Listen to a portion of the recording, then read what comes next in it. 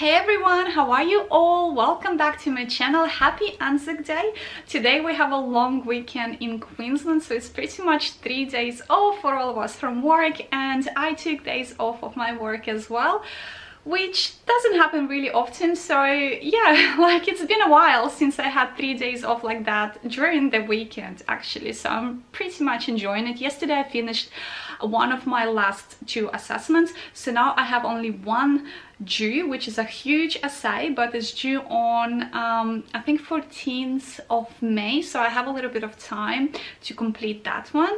And tomorrow I still have one more day off, so yeah, I don't know what I will be doing, but probably will see my kids and we probably will go somewhere and have some time together.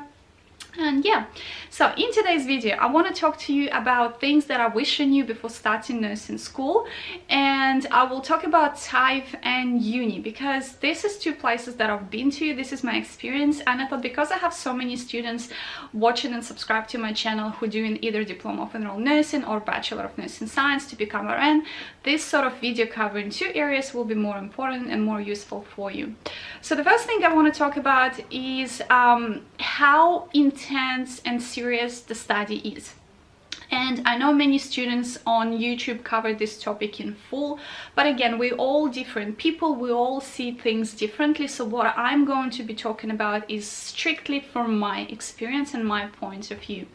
So for TAFE, you have a duration of course for diploma of general nursing of 18 months, and I'm talking about now Queensland state because this is where I live. Maybe the length of the course for full-time will differ in different states.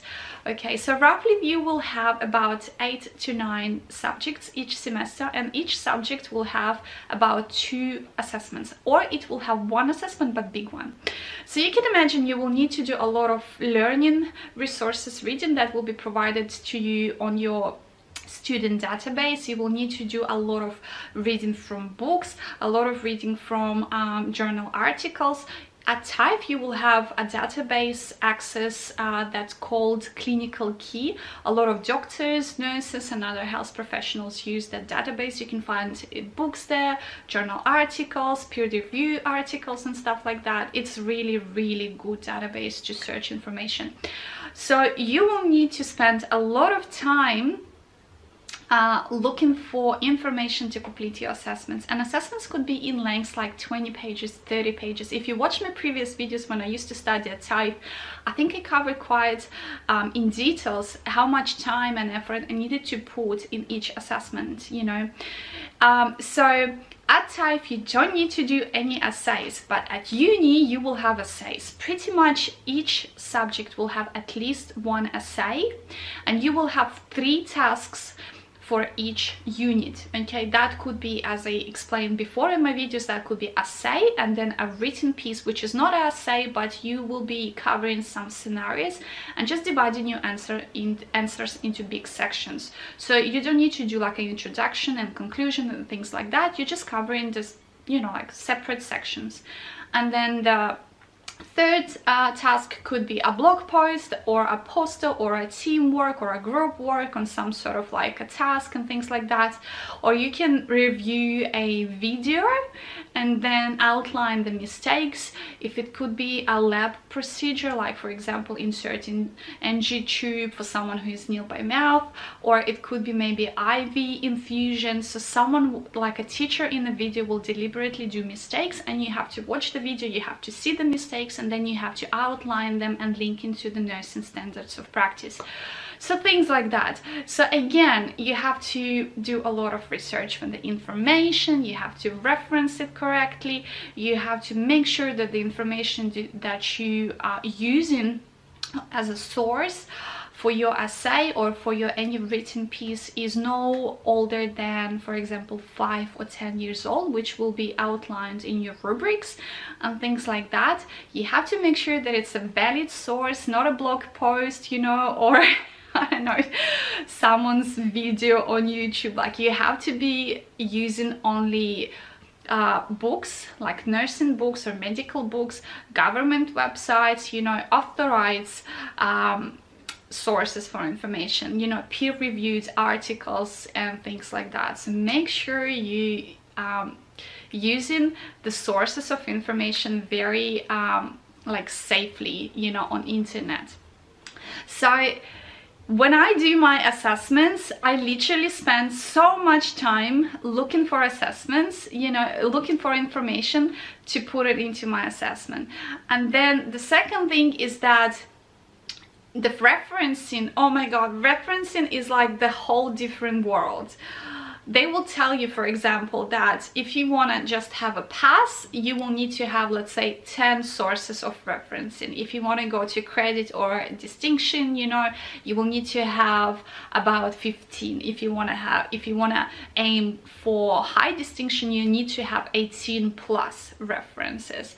And this is really hard because every 100 words max, okay, 100, you can reference even less, but every 100 words you have to reference. So whatever information you provide as a student, because remember, we are students, we know nothing. So every information we provide in our assessment or essay has to be confirmed by the source, okay, whether it's a journal article or a nursing book or a government website database. So every 100 words you have to reference. You can reference every 50 words as well if you want. It depends what you're talking about in your specific paragraph, for example.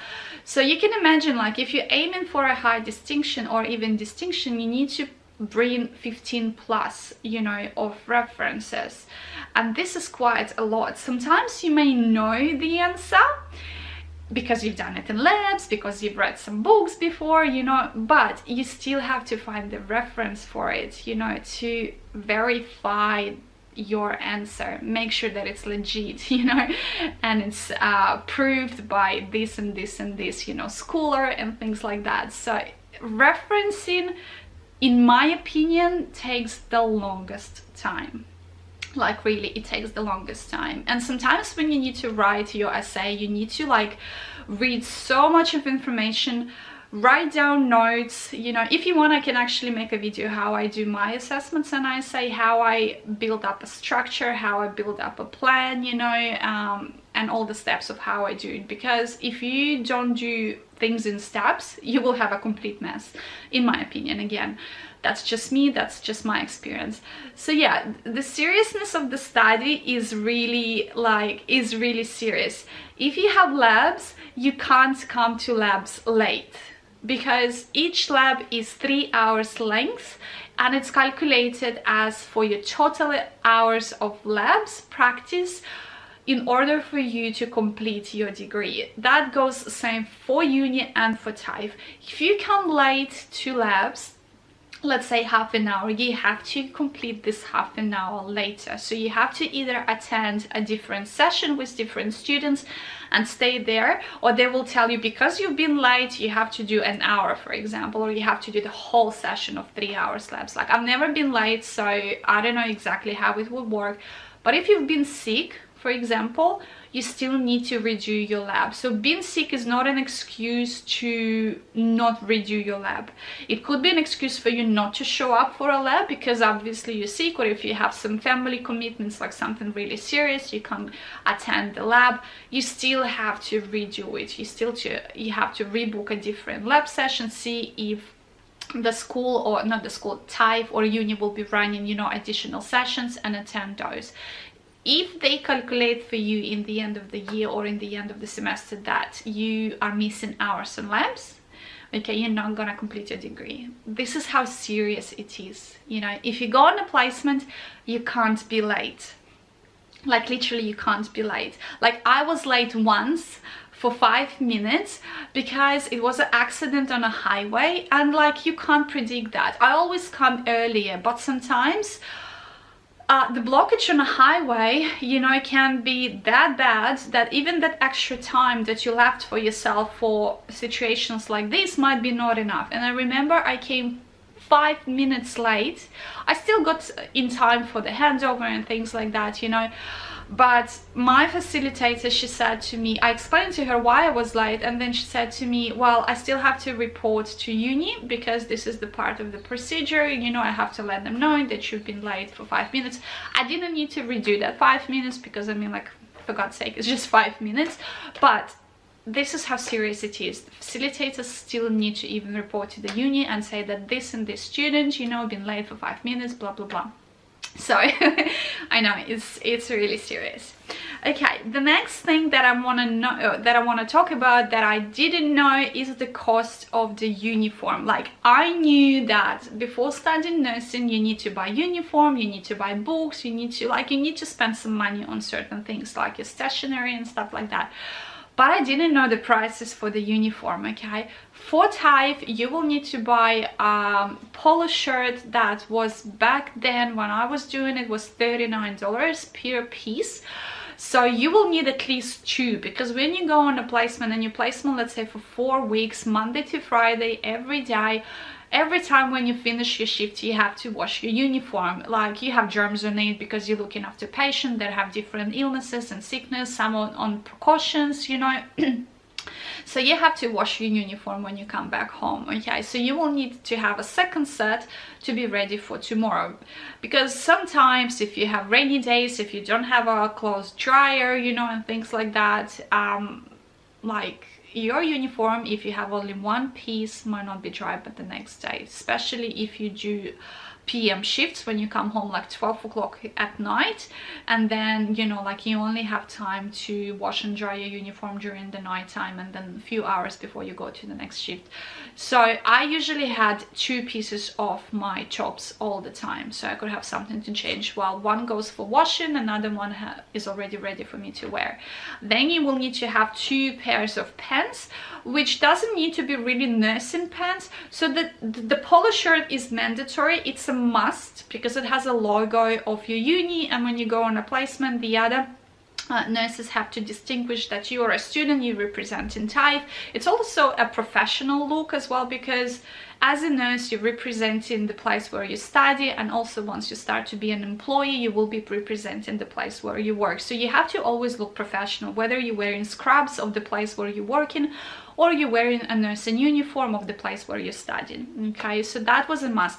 For the pants, it doesn't have to be a nursing pants, you can buy any office pants, but it doesn't have to be like a leggings type, not really tight. It has to be still presentable, but it has to be black color. Then for the shoes, you have to buy a leather shoes, because if you go, let's say, and you give injection to your patient, and then, because you don't recap the syringe, like, you don't follow something like that, because that would be unsafe practice, before you drop it to the sharp container, you may accidentally drop it down on the floor, and it might land down with the needle on your foot, okay, or on your leg, whatever it's going to drop. So if your shoes are not leather shoes, and that syringe with the needle in it, after you already completed the injection, dropped and penetrate your skin, if the patient had any infection, you know, or anything like that, it can transfer to you. So you have to be really careful about that. This is why they recommend for you to wear leather shoes. Okay, again, you can buy any leather shoes anywhere, you know, it doesn't have to be like a nurse and Skechers and stuff like that that cost like more than 200 bucks. You can just go to Target and buy some really comfortable shoes, you know, or a Big W or anything like that. Yeah, so that would be pretty much it. So you're looking at spending like 39 plus 39, so that's $80 roughly for your tops. Pants usually $30, so that's another 60 for your 2 pairs of pants. And then shoes could be like, I don't know, 50 bucks or 60 bucks, depends where you're buying it. If you're buying it something not really expensive. If you want to go for Skechers, which is something really comfortable, then you're looking at about maybe like 200, 250 or 80, depending if the shop has any discount. So roughly like about $300 or $250 you will need to spend for the uniform. Okay, for uni it's even more expensive. Scrubs for uni, for my uni, 1 pair of scrubs is $59 plus $15 a delivery, so you're looking like almost $75 just for a scrub, just 1 scrub. Okay, so if you want to have 2, so to, you know, retie them, you know, you will need to spend like almost $120 just for 2 pairs of scrubs plus $15 delivery. As for the pants, for uni I wanted my pants to be nursing pants, because I already had nursing pants for my work, you know, so I go for any nursing website and I buy pants. Usually the pants, they're about like $39, you know, and you will need 2 of of them. Okay, when you go to uni, you will find a lot of students wear like nursing sort of clothes, so it's different to TAFE because it's, I don't know, maybe it's just atmosphere in a uni, but what I've noticed that students at uni are more like trying to be more presentable, so you will find a lot of them actually wearing nursing pants. Okay, it's, again, it's not must, you can wear just any black pants. Okay, this is what the uni wants for you to do, but you will find a lot of students have proper nursing pants, they have nursing scrubs from uni, you know, just the top, and then they will have like quite expensive shoes, you know. Like I have myself Skechers, I buy Skechers because I really like it, they're light on a leg and they're really nice, I really like it, you know. So but I always look for discounts. When the company runs the discounts, I always buy because it's cheaper this way. So sometimes when you are in an atmosphere like this and you look like you look at others when they are so presentable, like you want to be presentable too, because it's a uni, you are RN students, you know, it's higher than TAFE, you know, it's more serious, sort of serious, you know, and like you just want to look like more presentable. It's just, it's inspiring you to do more, to feel more comfortable, to be more confident as well, you know. And yeah, but again, this is just my experience. So the next thing is for the placement. Okay, I'm going to whinge now. This is just going to be me whinging in this video because placement takes a big part probably in this video that I want to talk about. Okay, so this is, I didn't know about placement. Okay, for your placements, you will have no choice of where to go, how far it is to be, and the days and the times. Okay, so the uni and TAFE will allocate you by themselves which hospital you will be going to. They will pick a time for you, like you will know that you need to complete, let's say 700 hours of placement during your whole diploma or your whole degree. So that will be broken into blocks. So you will know that this semester I will have block of 3 or 4 weeks of placement. That's the only thing you will know. But then you won't know which hospital you will go to. You won't know when your placement is starting until the uni allocates you and tells you. They usually tells you like 3 weeks in advance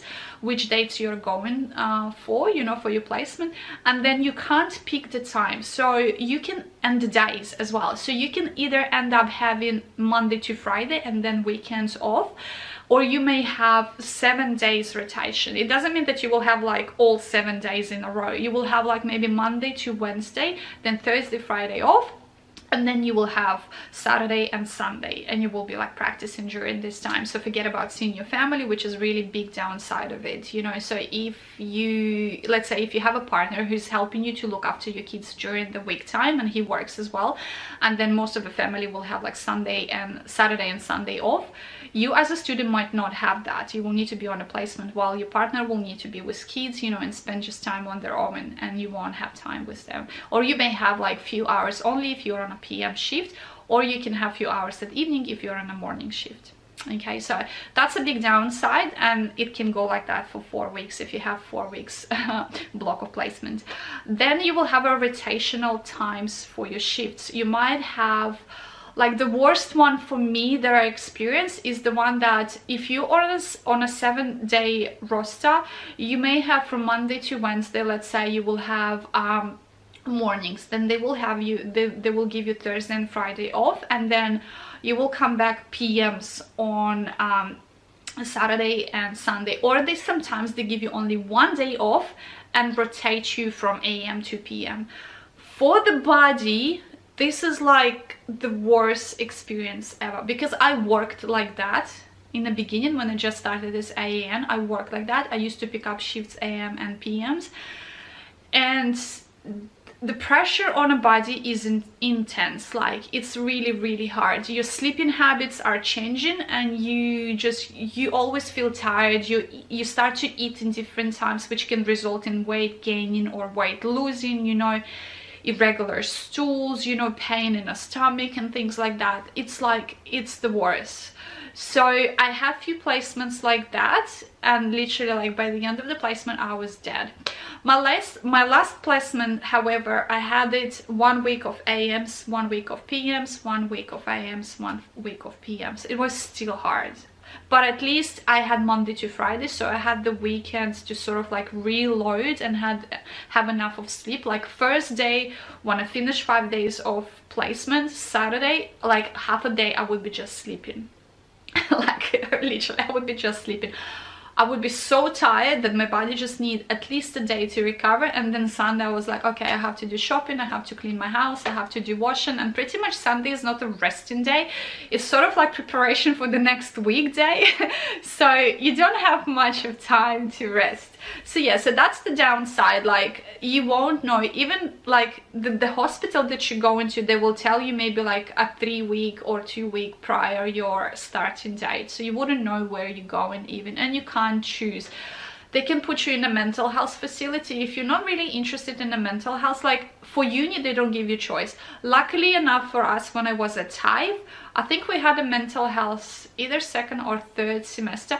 They gave, I think it was the second semester, yeah, they gave us choice. For those ones who were interested in mental health, they were given choice to pick a mental health facility placement. For those who weren't interested in mental health, could go to any placement in a hospital. But again, you can't pick a hospital, you can just either pick a mental health or a clinical, and that's it. But for uni, I have some of the students that have been already allocated for mental health, and it wasn't given as a choice, like you have to go.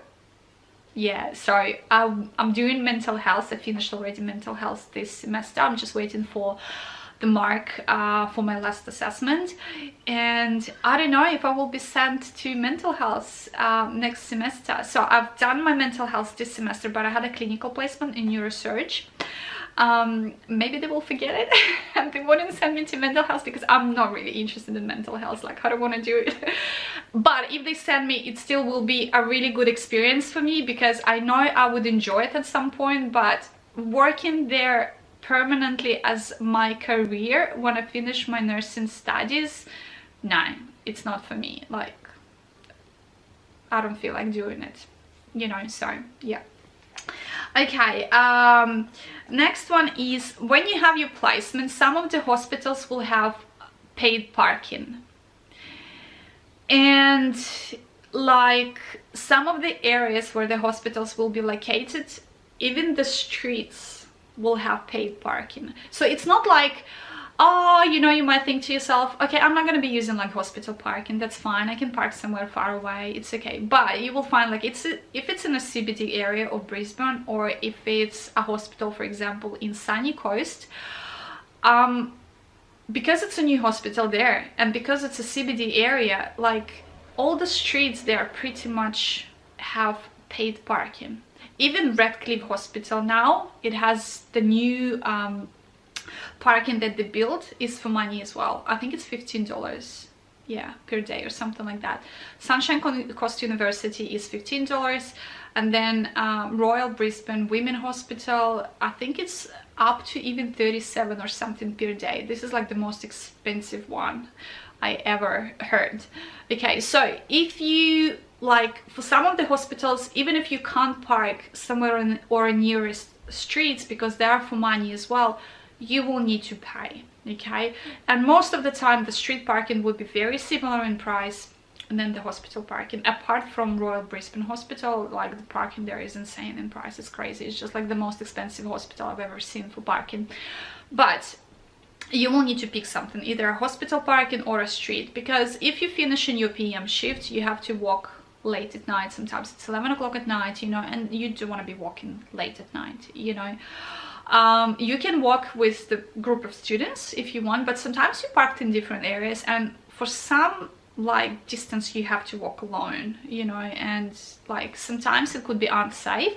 Like touch wood, I never had anything unsafe during my placements, and I had lots of PM shifts finishing at 11 o'clock at night, you know. But yeah, you have to be ready and prepared to save some money for parking, because if you have a block of 4 weeks, you might be spending about $250 or $270 on park. Sorry guys, so my camera just turned off because it's on timing.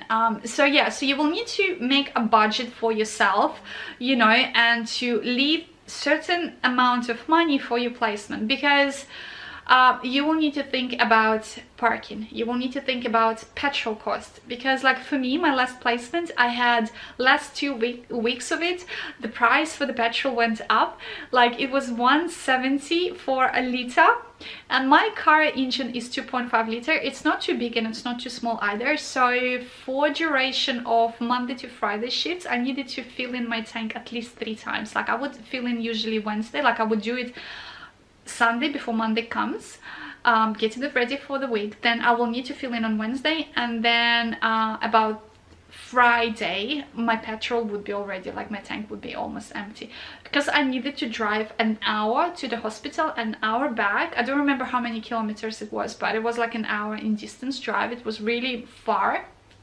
So you can imagine, like the whole week the petrol was for 170, then the next week the price went like to 168 to 69, something like that, and I needed to fill in my tank again, and every time it's almost like $80, and I was like, oh my god. So you need to think about all of that. You have to put some money aside for things like that. Then because the placements are not paid, and this is something that I knew, like I knew that the placements are not paid, but you never feel it until you leave, like as a student. You know, it's different before you like going into studies. Like you look at the expenses, you know, they will tell you usually a TAFE, you know, a website, like you will need to buy books, you will need to buy stationery, you will need to buy the uniform, you know, like you have to put all of that in mind. And you're like, yeah, but then when you start to leave as a student and the placement hits you, if you rent, you have bills, you have to pay your rent, you know, then you need to pay for your petrol, you need to pay, you know, for parking, like your life is still going, the bills are still going, and you go on a placement, you cut yourself off for the whole 1 month of life, of work, because you can't work, you have to attend placement, and you're doing 8-hour shifts as if you would be working, but this one is not paid. But all your other bills and all your other expenses in your life is still running, so you have to prepare yourself really careful before each placement start. Do some savings, put a set amount of money on a side, and do not touch it. You know, make sure that this is for your placement. You know what I mean? So yeah, so this is like something I wish I could knew, like that even parking can be like that. I always thought, like, you know, maybe it will be some, you know, exceptions for us, for students, but no, it's not. There are no exceptions. Like you still have to park. Like I had hospitals where I had my placements when I needed to pay $15 a day for parking, because some areas, as I said, the hospital may be in an area where even the nearest streets have paid parking. So because the prices are very similar, I was picking the hospital parking, you know, rather than going on the street, you know. And yeah, so that's just something you need to keep in mind. Next thing is that I wish I could knew that I needed to study more anatomy and physiology. Like I had a basic knowledge of anatomy and physiology before starting my nursing my nursing studies, and that's the same for TAFE and for uni. They expect you to have already basics, but then like you need to know how your body functions, you know, because when you go to different wards and when you go through materials in classes, you know, they explain to you things, and if you don't even have basic, it becomes really difficult for you, okay? Like some names of the bones, the teachers would go like medical terms, and you were like, what was that? Like, oh, hold on, I need to Google it. Like there is no time for that, because teachers in the class, they like talk and talk and talk and talk, and if you're just sitting and Googling things, like you're missing the other parts of the information. You know, you can ask questions, but you don't want to sound dumb in a class as well at the same time, like for basic things that everyone studied in high school. So I would suggest for you just review anatomy and physiology, you know, before going into nursing. Pay more attention if you're doing your selectives at high school. Like I haven't done my high school here in Australia, I've done it back in my country. But if you know that you're going to nursing, you know, while you're in a high school and you have your electives and stuff, maybe choose something that has a science in it, you know, biology, anatomy, whatever you have here in a curriculum, you know, and just choose those subjects and just pay more close attention to it. This is if you know that you're going to nursing, because this will help you big time. And then the rest of the things you can catch up. You can research after classes when you go home, you know, you can do your own research, you can read books, because your first semester and at TAFE and your first year of uni, you will have subjects covering anatomy and physiology as well. So you will have some learning materials on your student databases where you will be learning these things. But if you want to do your own research as well, that would be really helpful. Like I was doing a lot of my own research because I finished my high school like a long time ago, so I needed to remind myself a lot of things actually. But yeah, anatomy and physiology is very important, especially when you will be thrown into different wards on your placements. Like for me, for example, I've been going to a neurosurge, so anything to do with your brain, the way the brain works, you know, about CSF fluid, about ventricles in the brain, the layers of the brain, you know, and things like that, how the parts of the brain work, how it's opposite, you know, left to the right, you know, to your functions in your body and things like that. It's a lot of things to learn and remember, but if you have this sort of like information, it will be easier for you to understand things once you are on a ward. Because when someone comes with like after a surgery on the brain, you know, and you go through the handover notes and they say, okay, this and this and this, the hemorrhage or the lesion was in this part, and they call you the names of the parts, and you're like, oh, which one is it? Is it the back of the head? Is it the side? Is it frontal? You know, which one is it? You know what I mean?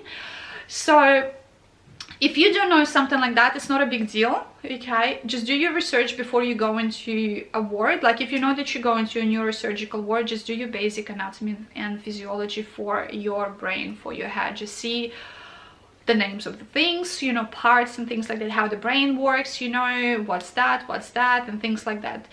Once you're on a placement, whatever you come across that is unfamiliar to you on a handover sheet, you can ask your body nurses, write down notes, come back home, research, get yourself ready for the next shift. You need to learn always new things, so you could have a full picture of what's going on with your patients, you know what I mean? This is why I always emphasize that anatomy and physiology is very important. If you can buy also books if you want, but for me, anatomy and physiology, I wouldn't be buying something like a latest editions of the books, because anatomy and physiology is not something like a nursing standards and procedures that change every year and become better and better. Anatomy and physiology, this is something that's been discovered already years ago.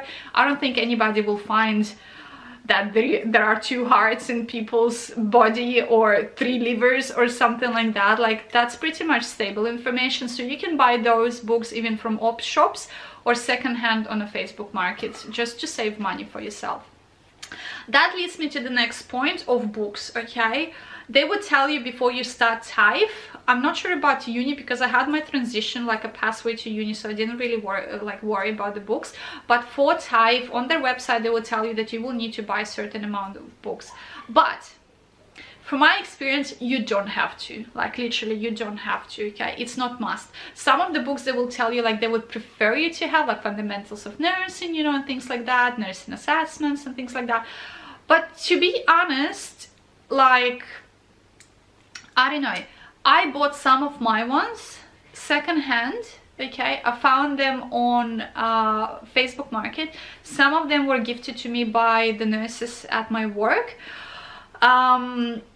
So I didn't really like, I never bought even one book that was a full price and the latest edition, like never. And I survived my diploma of general nursing. I had really good grades.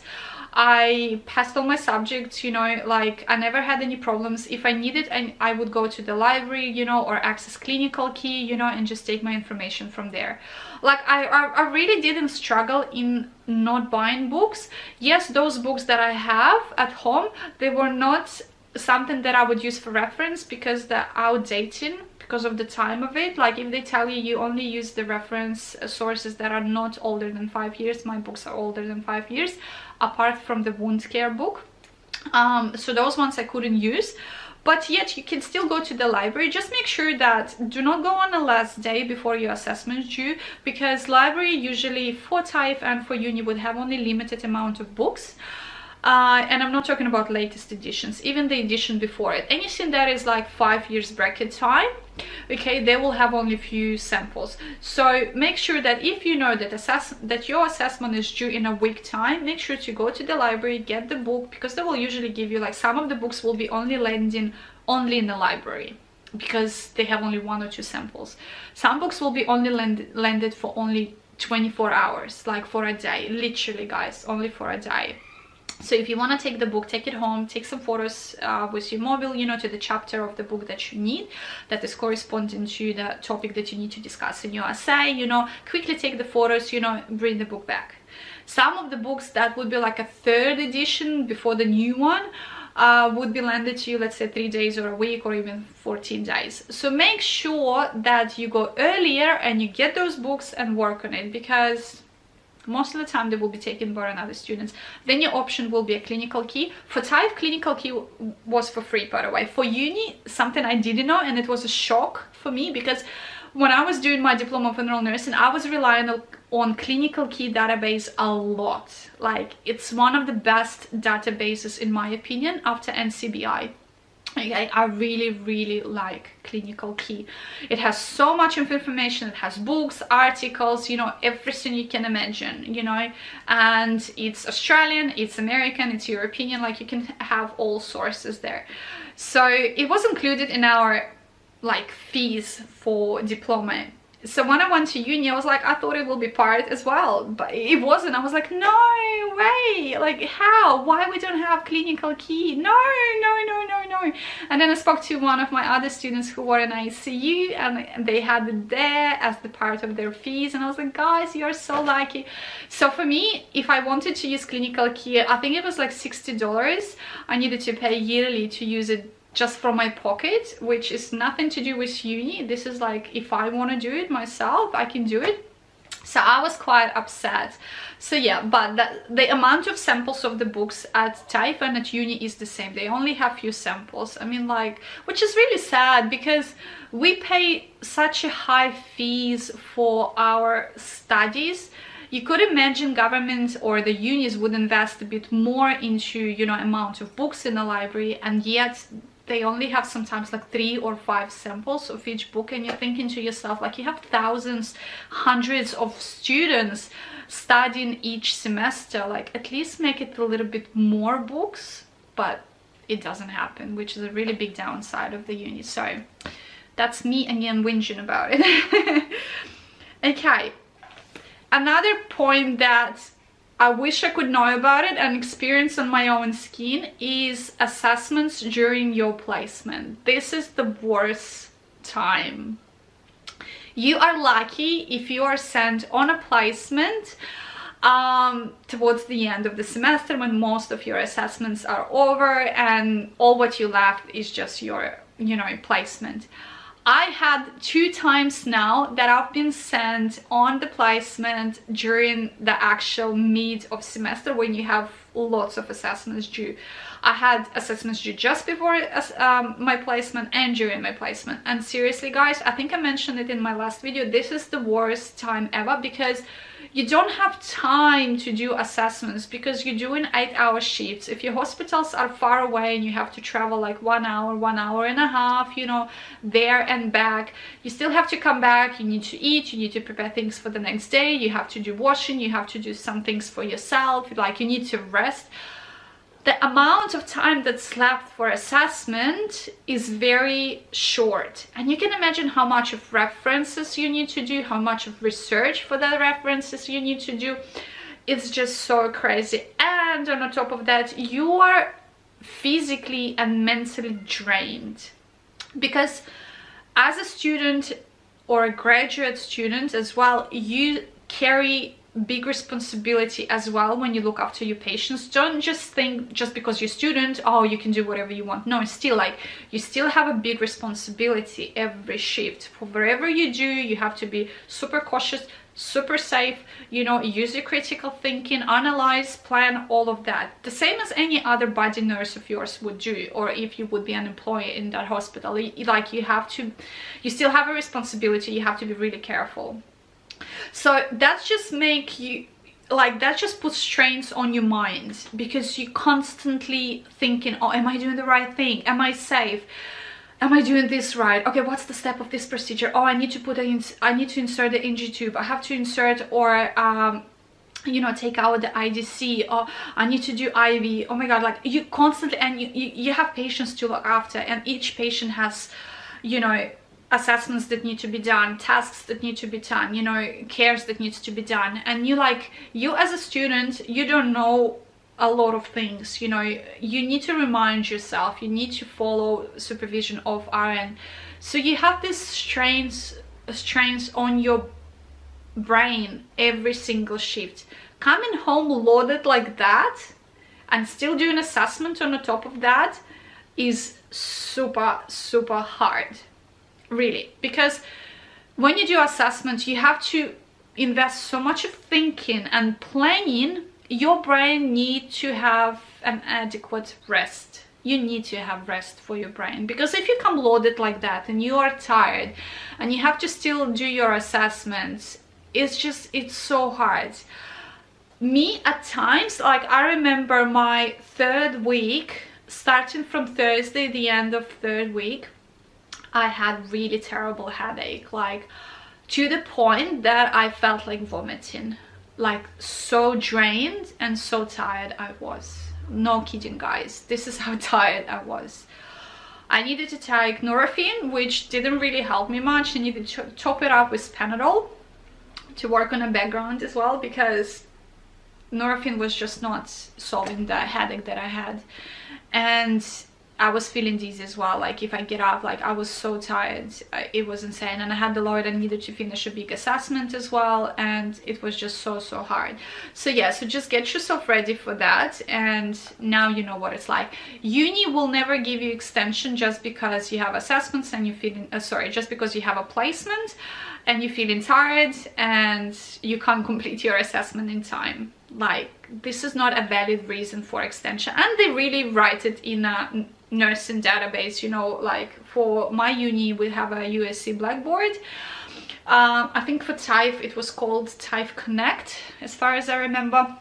Yeah, so having a placement and your assessment during your placement is not a valid reason for asking for extension, so just bear that in mind, unless you got really sick. But if you're really sick and you're asking for extension, then you will miss days of your placement as well. You know, if you miss days of your placement, you have to redo it. By the way, one more thing I wanted to mention, since I started talking about missing days on a placement, I've never missed days at all on any of my placement. Like, lucky enough, I was always in a good health and things like that. You know, I had the headaches and things like that, but I didn't have anything major that would make me lose or miss some days. But at TAFE, I remember they had a practice, like if you miss, I think it was more than 3 days or 2 days, you will need to repeat the whole week, which is crazy. Not just 2 or 3 days, but the whole week. Okay, I think it was, if you maximum of like 3 days, then you have to repeat the whole week. So if you have a block of 3 weeks or 4 weeks placement and you miss, let's say, 3 days out of this block, okay, you will need to repeat whole week of placement on top of that. So you will have all in total 5 weeks, and that could be not at the same hospital where you went to, that could be in a medical center somewhere where the GPs are, you know. So this was really suck. For the uni, I'm not sure if it's the same policy, because how I knew that about TAFE, because I had some of the students in my class who got sick and they missed a certain amount of days and they needed to repeat the whole week, so I knew that from them. For TAFE, I didn't really come across this information, but I know that if you miss days, you still have to repeat those days. But I don't know if they have a maximum, for example, amount of days, that let's say if you miss 3 days, then you have to do the whole week. If you miss only 2 days, then you have to only do those 2 days. But again, I know from uni that sometimes they wouldn't send you to the same hospital, because, for example, nobody will have a facilitator for you there, because in the hospitals what happens is every month or months after months they have group of students coming all the time, all the time. It's like rotational, you know. So if the new student come in that particular ward, they can't take you just you by yourself, so they will most likely send you somewhere to a clinical center, you know, like a medical center, and you will be there with GP, you know. It will be one of the RNs student, you know, or EN student and things like that. So yeah, just bear that in mind. Just try to keep yourself healthy and not to miss any days on your placement, because this is important. Another point that I wanted to talk about, be ready to come late from your placements, guys. Okay, sometimes like I've heard from one of my friends who were completing their RN degree back in a time when I was doing my TAFE, and they used to tell me like, oh, I used to come like 1 o'clock in the morning from my placement, and then I have to wake up the next day, get myself ready for the next you know, day of placement. I was like, 1 o'clock, are you serious? And they were like, yeah, you know, and if you drive like far away, you know, it's just like by the time you have shower, you sleep like 2 o'clock. And I was like, no way. But then when I started to study myself, like at TAFE, I had the latest shift I had in one of the private hospitals. It was a PM shift finishing at 11 o'clock at night. Okay, by the time you come out from the hospital and things like that, get to your car, it would be like 11:30. If it's an hour drive, you will be like, you know, like 12 o'clock by the time you have your shower and things like that, you know, it's 1 o'clock. If you like sent to a hospital that is more than 1 hour drive, because basically in a contract between you and the university, they can send you anywhere 2 hours drive. Okay, so it could be 1 hour, it could be 2 hours, you know. So you can imagine coming late. It's really suck, because you are dead. Your sleeping schedule or routine, whatever you call it, is completely shifted and ruined for the time being of your placement. Just forget about healthy sleeping habits. Okay, that would be ruined. You will be waking up in the morning like maybe 8 or 9 o'clock, super tired because you slept tired. Like, I mean, like, fair enough, your body is not adjusted yet, so just keep that in mind. Yeah, I really, like, I didn't really know that it will be that late. Or if you have a morning shift, like for this neurosurge placement, I was waking up at 4 o'clock every morning, guys, leaving home 5 o'clock strict to be in an area where my hospital at 6 o'clock, allowing myself 20 minutes to walk from a parking place where I park my car to the hospital, to be there 10 minutes before the handover, you know, and then start my shift. So waking up every day at 4 o'clock when it's all dark outside, you know, if it's a winter time, it's dark and it's super freezing. And you're driving by yourself on a road, you know, like you walking out of your, like, I live in a complex, walking out of your townhouse, like the whole complex is dark, nobody awake, and you the only one who's awake, warming up your car, you know, like you have steam coming out of your mouth because it's so cold, and you see like, you're like, oh, I have to drive now for 1 hour, not to fall asleep, you know, during my drive, you know, to be there at like at 6 o'clock, which is crazy. So yeah, so get yourself ready, waking up really early, sleeping really late. Okay, another point that I want to talk, and that would be pretty much probably the last one, is anxiety during your assessments. Okay, I haven't met even one student who wouldn't be anxious or depressed, you know, or tired, whatever you call it, during your assessment times. Like, I felt anxious a lot during my uni time, more than at TAFE. Okay, uni is more serious. You have essays, you have big essays that you have to like think about structure of it, you know, your coherence and cohesion and all of that, you know, the source of information that you're researching. And before even essay comes, I would feel really stressed, because sometimes you have in 1 week a written piece of a different unit is due, and then you have a say of this unit is due, you know, and it's all due, let's say by Friday, the end of that week. And you're like, oh my god, like I have to divide my time correctly, you know, allow myself like 5 days, let's say, or a week to finish this assessment and 1 week to finish this assessment. I have to pick up shifts at work because I have to earn some money to pay for my living, you know. And this stress and this thinking of continuous assessments in your life, keep going and going and going, just puts so much of depression and anxiety that it's terrible. Like, so often I would feel that the load of the assessments that I have and the work on the top of all of that just don't give me any time for my personal life, for rest, for things that I want to do. Like, I have hobbies, like I'm a live human, I have a lot of hobbies, I have a lot of interests, you know, and things that I want to do in my life. And sometimes you feel like, you know, your assessment is due and you wake up that day and you have a day off, for example, right, from work, and you're like, I have assessment due like in a few days, I want to go hiking, or I want to do journaling, or like I love to do journal because I study esoterics and spirituality now, and I have my journal, you know, so I like to do journalism and write my thoughts in it, you know, drawing it and things like that. Or I want to, you know, like do some fun video of outfits, you know, for my YouTube channel, or even nursing videos for you guys, and you're not thinking, assessment, fun, assessment, fun. If I pick fun, I feel guilty because I didn't spend time on my assessment, you know. And this is like continuous battle in your head of feeling guilty and then feeling depressed as well, because like you wake up, oh, assessment again, oh my god, when I'm going to have time to do something for myself. And it's like continuously until you finish all your assessment, then you feel like, oh, finally, like it's rest, now I can rest, I can do things. And then all what you feel doing is like resting, sleeping and watching Netflix, because you're so exhausted and so tired that you don't want to do anything until you regain again that energy and that life back into your body, because you've been so stressed and so physically and emotionally tired during your studies. And then by the end you regain all of that, the next semester is starting and you're like, oh, here we go again. And it's like continuous battle.